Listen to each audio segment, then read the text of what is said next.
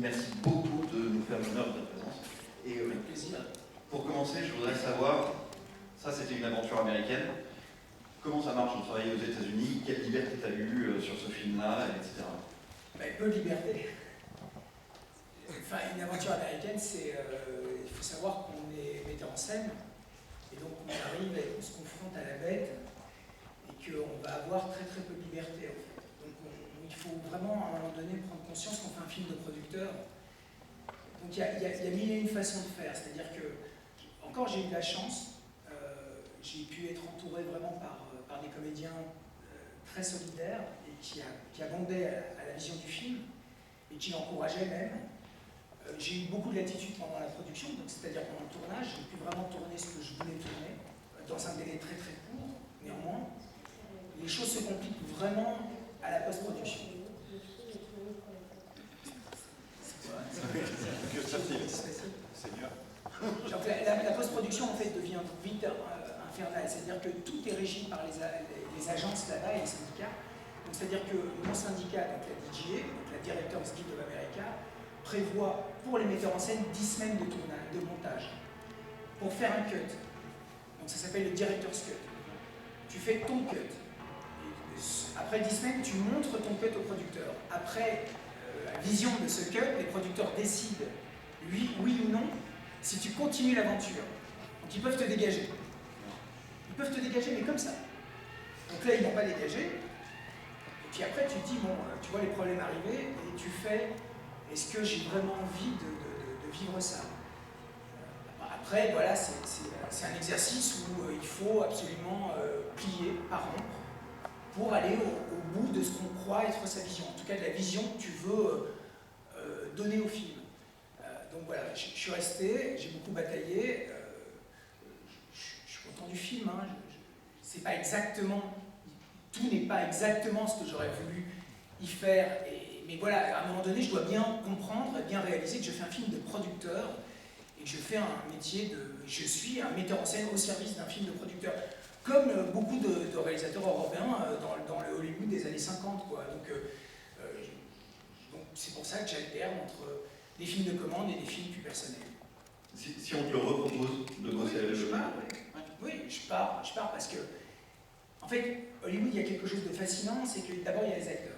Les acteurs, ça, c'est quand même, c'est un peu autre chose que chez nous. Hein. Non, mais franchement, je veux dire, on a des acteurs formidables, mais ils sont moins fainéants, en fait. Je veux dire, et je caricature et je stéréotype, et c'est un peu grossier ce que je dis, mais très franchement, là-bas, n'importe quel second rôle est affûté, quoi. Affûté à une volonté, un désir de cinéma, une volonté d'être dirigé. En fait, ce qui est fascinant là-bas, et Dieu sait s'il y a des problèmes, c'est que on vous pousse dans vos limites. On vous pousse vraiment dans votre dernier retranchement. Et je racontais ça tout à l'heure à l'équipe de The Joker. J'ai passé un peu de temps le week-end dernier, ou je ne sais plus, il y a 10 jours, avec Park Chan-wook au Festival de Beaune. Et on était avec Manuel Chiche qui s'occupe de The Joker. Et je lui parlais de son expérience américaine. Je lui demandais, mais pourquoi toi, avec tout le succès international que tu as maintenant, avec Mademoiselle, etc., pourquoi est-ce que tu vas t'emmerder aux États-Unis et faire des films comme ça où tu vas te faire mal? Et il m'a dit un truc, donc il m'a dit d'abord les acteurs, et puis après il m'a dit un truc qui m'a vraiment interpellé. Il m'a dit en fait que pour lui, les metteurs en scène qui se confrontaient au cinéma américain comme ça, avec tellement de contraintes, les studios, les exécutifs, les agents, les syndicats, tous ces gens qui inondent à un moment donné la salle de montage, en fait ceux qui arrivent à faire des très bons films, sont probablement les meilleurs metteurs en scène. Et j'ai trouvé ça assez juste en fait, c'est que on est tellement emmerdé tout le temps. Donc oui, je ne ferai pas ça, et puis c'est pas une obsession chez moi. Moi je l'ai fait voilà, parce que je suis un peu un contrebandier, j'aime bien aller me perdre parfois dans des contrées, voilà, mais j'aime bien retourner chez moi dans les Ardennes avec ma famille de cinéma et faire des petits films. Mais j'aime bien partir aussi. Je te pose une dernière question avant de filer la parole au public, mais justement là tu parlais des acteurs, et là tu as un très très beau casting. Ils sont comment ces mecs, Chadwick Boseman, Alfred Molina, Luke Evans, des gars qui sont dans les films qui font des millions, voire même des milliards d'entrées maintenant. c'est quel type de bosseur? Est-ce que c'est un peu des divas ou... Non, vraiment. Non, mais ils sont beaucoup plus simples. J'ai eu une expérience très malheureuse avec une boîte et un producteur célèbre que je ne nommerai pas ici à Paris. On est à enfin, voilà, je pense que tout est professionnel. Donc ils s'adaptent. C'est vraiment des bosseurs, des professionnels, c'est des gens, encore une fois, qui sont affûtés, qui sont là pour travailler, surtout pour rendre le film meilleur. C'est-à-dire qu'ils sont avec toi. Alors bien sûr, il peut y avoir des conflits entre les metteurs en scène et les comédiens, ça arrive tout le temps. Mais avec moi, tout s'est très bien passé, vraiment très bien passé. Et pourtant, j'ai mon caractère, hein, je ne suis pas forcément le plus simple des metteurs en scène sur un plateau. Je peux être très exubérant, je peux être très directif et tout ça. Mais au bout d'un moment, ils voient les rushs et ils sont avec toi. Et ils ont vraiment été profondément avec moi. On va vous passer la parole à vous maintenant. Je ne sais pas s'il y a un micro là-haut dans la... Ouais, c'est bon. Alors, à qui veut?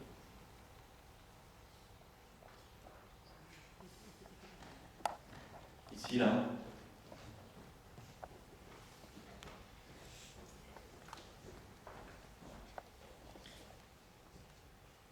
Ouais. Ok. Bonsoir. Bonsoir. Pour le coup, en fait, parce que je regarde beaucoup de films et je me suis demandé si c'est vous qui choisissez les acteurs ou si c'est les producteurs ou... Non, Chadwick Boseman était attaché au projet, c'est Chadwick qui m'a choisi. D'accord. C'est-à-dire que Chadwick m'a choisi sur base de mon précédent film, Alléluia. Donc il y a eu beaucoup de monde qui a été attaché à ce projet pendant presque une décennie. Michael Mann a failli le faire avec Will Smith, d'autres y avaient un autre budget, etc. Mais donc Chadwick, à un moment donné, est devenu coproducteur du film. Il y avait une stop date qui était son départ pour Civil War, donc son intrusion dans le monde Marvel. Et il fallait un metteur en scène très très vite. C'est pour ça que tout s'est passé relativement vite. Et Chadwick a vu mon précédent film, Alléluia, il m'a dit je veux travailler avec lui. Je l'ai rencontré, on est vraiment devenus, enfin ça s'est très bien passé entre nous. Et voilà, puis on a commencé comme ça. Mais le casting en fait était... ouais, et puis surtout le reste du casting après, il est packagé par les agences. C'est-à-dire qu'il y a des grosses agences aux États-Unis et là pour le coup c'est un film de package en fait. Ça peut paraître un peu absurde chez nous, mais c'est comme ça que ça fonctionne là-bas. T'as ton mot à dire, hein, mais on s'en fout un peu.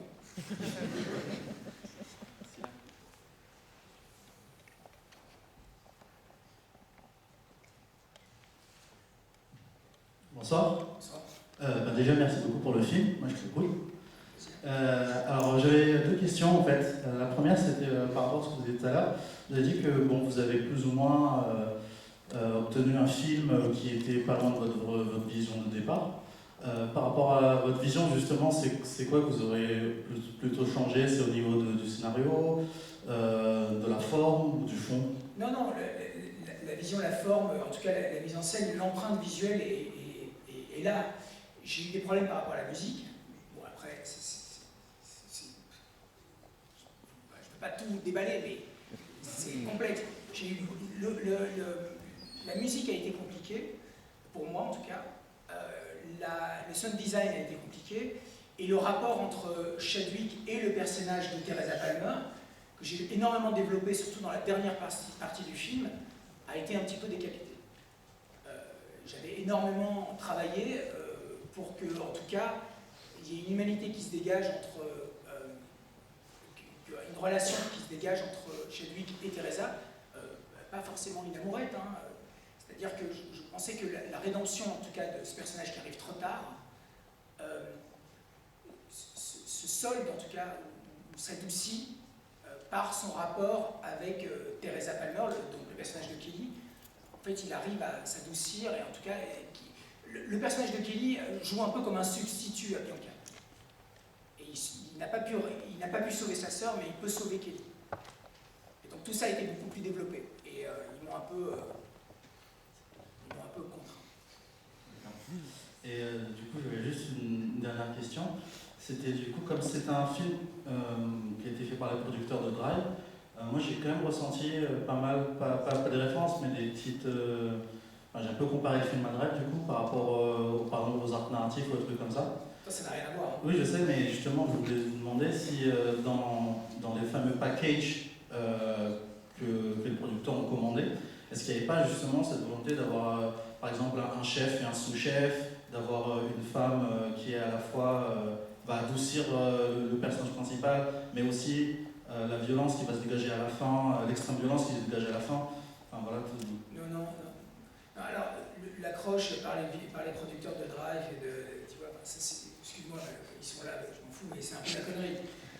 C'est-à-dire qu'effectivement, il y a un producteur qui était chez Bolt, et Bolt Film, qui a produit Drive, Whiplash, Nightcrawler, etc., avec qui j'ai un passif, parce que David Lancaster, pour le nommer, j'ai travaillé avec lui, on a eu un projet en Afrique du Sud qui s'est malheureusement pas concrétisé. Et c'est David, quand il a quitté Bolt Film, il est devenu exécutif pour différents mini-studios aux États-Unis.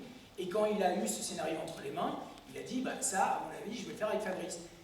Mais de l'autre côté, il y a Iwan, qui est le financier, le financier principal du film.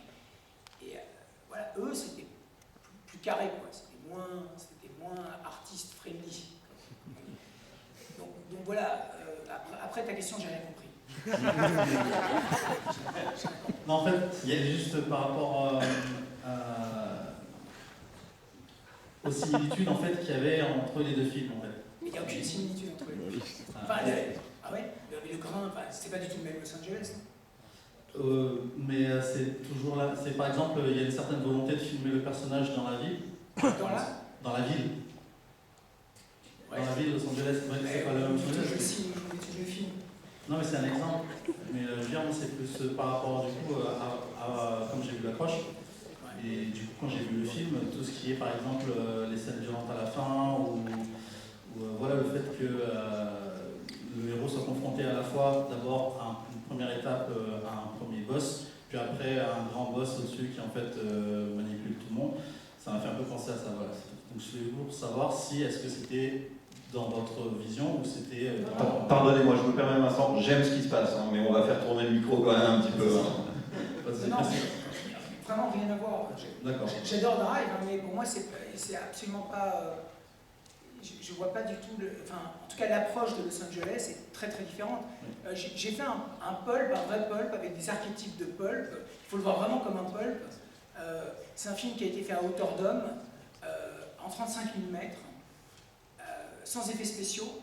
Pour moi, il a un côté blaxploitation réel. C'est vraiment un pulp. Voilà. Donc, Drive, pour moi, c'est un autre Los Angeles, c'est un autre film. Alors, il y a peut-être le côté un peu arty qui vous fait penser à ça, mais je ne vois pas du. Enfin, pour moi, ça n'a rien à voir. Il y avait une main qui se levait dans le fond de la salle. Là.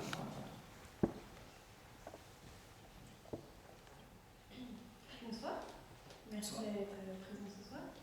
Je me permettais de vous poser cette question, parce que même si vous nous avez dit de ne pas vouloir un petit peu nous donner toutes les ficelles, moi je m'interrogeais sur votre lien avec la musique, que j'ai trouvé très présente dans ce film et assez à la fois bouleversante, à la fois très angoissante.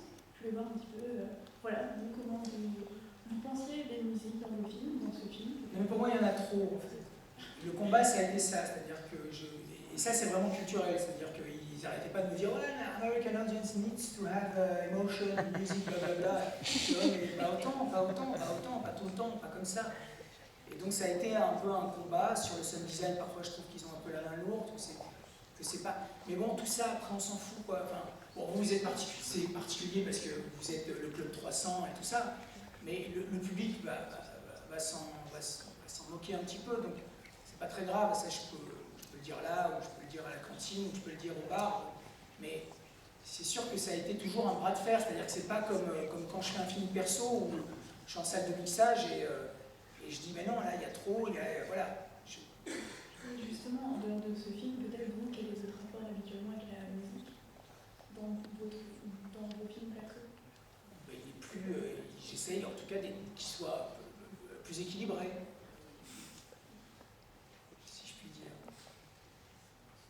Un peu moins omniprésent, moins écrasant. Mais si ça vous a plu et si ça vous a touché, j'en suis ravi, vraiment. Très sincèrement. D'autres questions? Je voudrais poser une autre question, mais je voudrais rebondir sur ce que disait mademoiselle. Vous pouvez nous dire ce moment où il y a la personne qui chante, c'est l'acteur qui chante, c'est quoi cette chanson? C'est vous qui l'avez choisie? Oui, c'est une chanson très particulière, c'est une chanson mexicaine, une vieille chanson mexicaine que j'aime beaucoup et qui me permettait de faire un moment voilà, où convergeaient en tout cas des éléments dramatiques que je trouvais intéressants, en tout cas à montrer.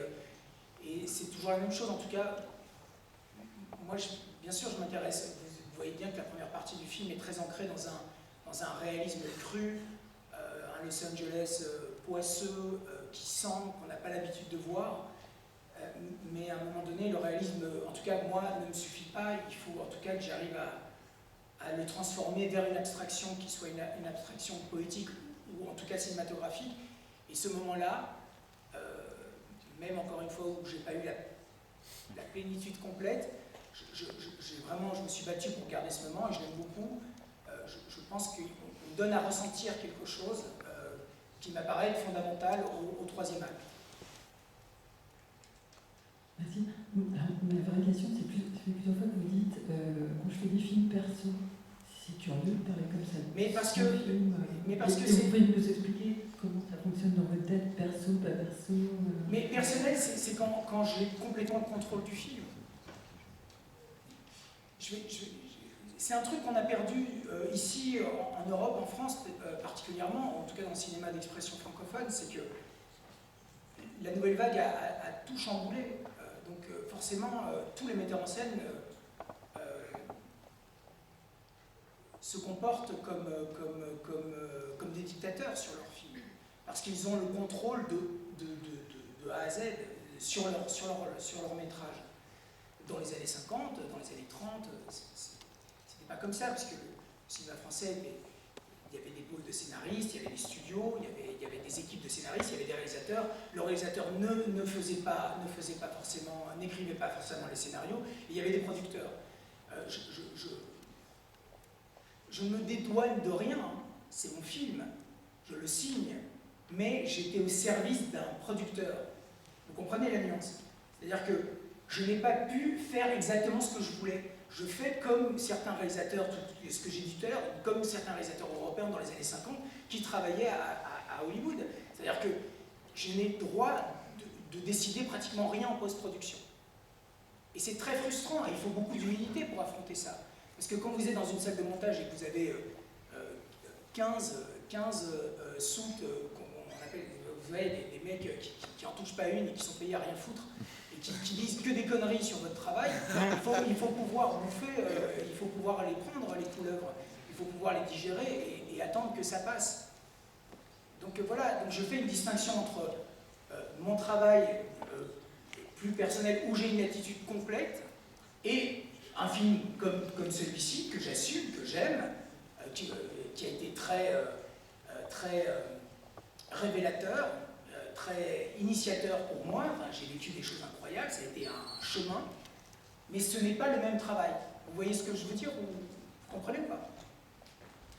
Je me permets d'intervenir juste un instant pour te demander, toi tu es encore un des cinéastes qui osent faire vraiment des films de genre en Europe, en France. Est-ce que c'est encore possible? On a l'impression que c'est plus possible du tout. Mais le genre ne signifie plus grand-chose aujourd'hui. Je pense que le genre, d'abord parce que Hollywood fait que du genre.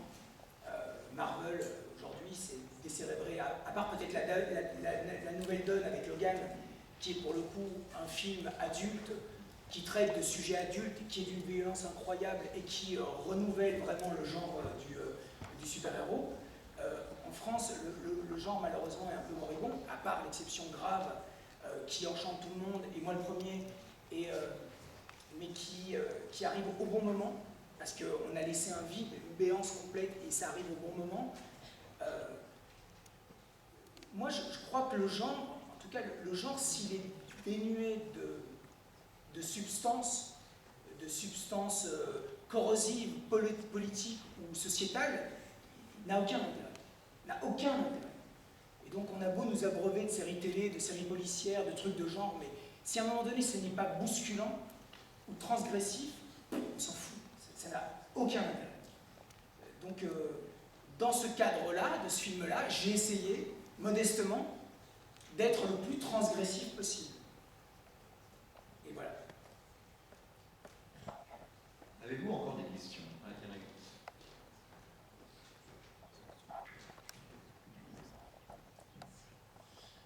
Pour revenir sur un sujet un peu plus léger que le film, juste une petite question de détail. C'est quoi l'idée en fait de partir finalement d'un chauffeur de taxi un peu moribond, un peu finalement qui sort nulle part, pour arriver à la fin finalement un lieutenant qui contemple sa ville d'Afrique du Sud. Voilà, on a l'impression d'être revenu à un personnage qui veut faire le bien, ou rendre justice, en tout cas faire le bien c'est un narratif, mais rendre justice. Est-ce qu'il y a c'est juste caché ou est-ce qu'il y a un message Non, c'est un twist. C'est vraiment un twist. Et je pense que ça permet aussi de reparcourir le film autrement. C'est sûr que si on annonce que c'est un flic et qu'il est super, tu vois, il est super taillé et entraîné pour buter tout le monde, c'est autre chose. Par contre, si tu démarres sur un mec qui a l'air un peu fragile, un peu faible, qui a peu d'argent et qui est là, en plus il est là personnellement, il n'engage que lui, en tout cas dans sa démarche. C'est un travail de deuil qu'il fait. Il pressent que ça serait probablement mort. Tu l'apprends très très vite. Et effectivement, on voit bien aussi que toute la partie en relation avec, je me souviens plus le nom de l'actrice, à la fin est bien tronquée. Ouais. On voit très vite que c'est très accéléré et très raboté, quoi. Ouais. Mais bon, ça fonctionne comme... Enfin, me semble-t-il, je pense que ça fonctionne quand même. Oui, tout à fait. Mais effectivement, on se pose la question non pas de l'intérêt, mais effectivement de ce que ça peut amener. Effectivement, ça nous permet de revivre le film un peu différemment avec ce petit point de détail. Ben, ouais, tout à fait. C'est-à-dire qu'il y avait vraiment cette dimension humaine que j'ai essayé le plus possible d'étoffer, d'épaissir. Parce que très franchement, je suis tombé vraiment en amour et en admiration et en symbiose pour le personnage de Jacob King. Je lui trouve énormément de noblesse, de brutalité, je le trouve vraiment, vraiment fascinant. En tout cas, il me parle énormément, ce personnage. Et donc, c'était vraiment le développer, le creuser, son trouble, son remords, le fait de ne pas avoir été là, le fait d'arriver trop tard pour quelqu'un qu'il aime et qui le hante comme ça. Et j'y voyais vraiment la possibilité de décliner le personnage, même de le décliner en série, de revenir en Afrique du Sud lors de son enfance, durant l'apartheid, ce qu'il a vécu. Enfin, il y aurait moyen de faire énormément de choses autour de ce personnage. Enfin, j'y trouve énormément de noblesse encore une fois. On va prendre une ou deux dernières questions, si vous voulez bien.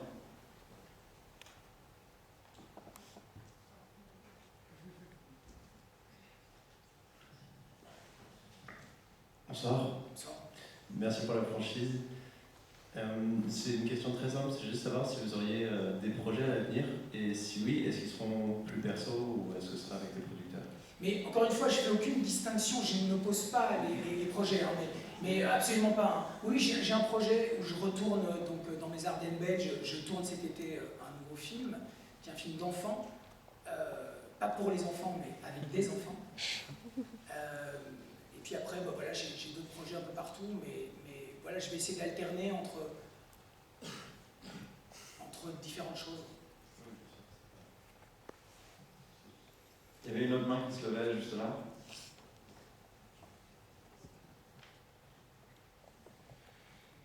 Alors, bonsoir. Bonsoir. Par rapport à ce que vous venez de dire sur l'apartheid, je voulais rebondir. Vous avez dit que vous avez voulu montrer, avec plusieurs flashbacks, qu'il avait vécu quand même des moments heureux, même pendant l'apartheid. Est-ce que c'était une volonté de faire une distanciation par rapport à l'horreur de l'apartheid? Non, ça n'a rien à voir avec ça n'a rien. C'était vraiment juste pour montrer les souvenirs d'enfance. Oui, c'était des souvenirs d'enfance. Vraiment, on a tourné ça dans les townships à Cape Town. Et en fait, c'est vraiment quand on a tourné dans ces townships à Cape Town avec Chadwick, qui est forcément très très concerné par la cause black aux États-Unis. On a beaucoup parlé et on s'est dit que voilà, ce serait formidable de faire une série, une mini-série. À un moment donné, HBO était intéressé par l'idée, en tout cas, de décliner le personnage.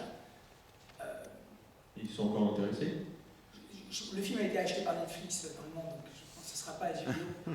Mais vu les rapports, en tout cas, comment ça s'est terminé entre les producteurs, nous, avec Chadwick, je ne suis pas sûr que ça voit le jour. Mais bon, voilà, je pense qu'il y avait de toute façon une matière à creuser, quoi. À creuser là. D'accord. Mais ça en tout cas, les flashbacks n'ont rien à voir avec l'apartheid. Les flashbacks mettaient en scène, même de manière un peu appuyée, me semble-t-il, la connivence des trois kills, des gamins. Symbolisé par leur tatouage. Voilà. Écoutez, on va boucler la soirée ici. Merci beaucoup à vous tous. Merci à